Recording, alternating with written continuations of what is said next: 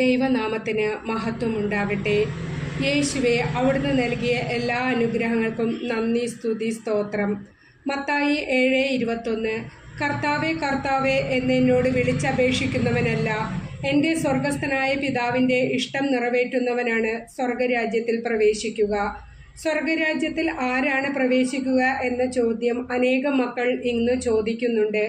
ഒരു മനുഷ്യനും ഇതിന് മറുപടി പറയാൻ സാധിക്കില്ല.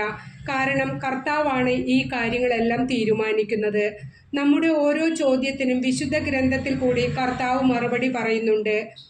കർത്താവ് വളരെ എളിമയോടെ ലളിതമായി പറയുന്നുണ്ട്, എൻ്റെ പിതാവിൻ്റെ ഇഷ്ടം നിറവേറ്റുന്നവൻ സ്വർഗത്തിൽ പ്രവേശിക്കുമെന്ന്. നമ്മുടെ ജീവിതത്തിൽ നമുക്ക് 2 തരം ജീവിതമുണ്ട്. ഒന്ന്, നമ്മുടെ ഇഷ്ടപ്രകാരമുള്ള ജീവിതം. 2, ദൈവത്തിൻ്റെ ഇഷ്ടത്തിനനുസരിച്ചുള്ള ജീവിതം. നമ്മുടെ ഇഷ്ടപ്രകാരം ജീവിച്ചാൽ നമുക്കൊരിക്കലും സ്വർഗത്തിൽ പോകാൻ സാധിക്കില്ല. നമ്മുടെ വഴികൾ ചിലപ്പോൾ കർത്താവിന് ഇഷ്ടമാകണമെന്നില്ല.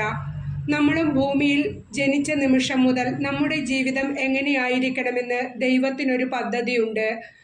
ദൈവത്തിൻ്റെ പദ്ധതി പ്രകാരമാണ് നാം മുന്നോട്ട് പോകുന്നതെങ്കിൽ ദൈവം നമ്മെ സ്വർഗത്തിൽ 2 കൈകളും നീട്ടി സ്വീകരിക്കും.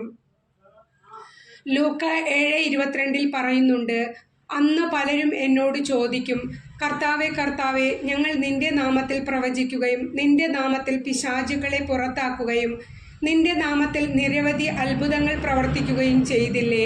അപ്പോൾ ഞാൻ അവരോട് പറയും, നിങ്ങളെ ഞാൻ ഒരിക്കലും അറിഞ്ഞിട്ടില്ല. അനീതി പ്രവർത്തിക്കുന്നവരെ എന്നിൽ നിന്നും അകന്നു പോകുവിൻ. ഇന്ന് അനേകം ആളുകൾ യേശുവിൻ്റെ നാമത്തിൽ അത്ഭുതം പ്രവർത്തിച്ചാൽ സ്വർഗത്തിൽ പോകുമെന്ന മൂഢചിന്തയിൽ ജീവിക്കുകയാണ്. യേശു എന്ന നാമത്തിലാണ് അത്ഭുതങ്ങൾ സംഭവിക്കുന്നത്. ഒരു മനുഷ്യൻ്റെ മാഹാത്മ്യം കൊണ്ടല്ല അത്ഭുതങ്ങൾ സംഭവിക്കുന്നത്. ദിവ്യകാരുണ്യനാഥൻ്റെ മുമ്പിലിരുന്ന് നമുക്ക് ഈശോയോട് ചോദിക്കാം, ഞാൻ എങ്ങനെയാണ് ഈശോയെ ജീവിക്കേണ്ടത്? നമ്മളെ തന്നെ പൂർണ്ണമായി യേശുവിന് വിട്ടുകൊടുക്കുക. ഞാനും എൻ്റെ കുടുംബാംഗങ്ങളും സ്വർഗത്തിൽ പ്രവേശിക്കാൻ എന്താണ് ചെയ്യേണ്ടത്?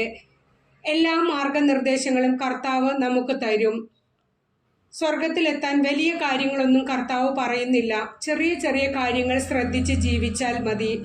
ദാനധർമ്മങ്ങൾ, മറ്റുള്ളവരുടെ വേദനകളിൽ അവരെ കുറ്റപ്പെടുത്താതെ കൂടെ നിൽക്കുക, വിധവകളെ സഹായിക്കുക, പാപം ചെയ്യാതെ ജീവിക്കുക, വിശുദ്ധ ബലികളിലും ആരാധനയിലും ജപമാല പ്രാർത്ഥനകളിലും ദൈവീകമായ എല്ലാ കാര്യങ്ങളിലും കൂടുതൽ ശ്രദ്ധ കേന്ദ്രീകരിക്കുക.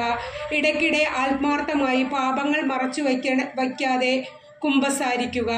നമ്മുടെ എല്ലാ ഉത്തരവാദിത്തങ്ങളും ശരിയായ ജീവിത രീതിയിൽ നിറവേറ്റുക.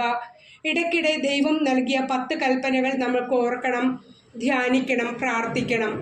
നമുക്ക് ഓരോരുത്തർക്കും ഈശോയോട് പ്രാർത്ഥിക്കാം.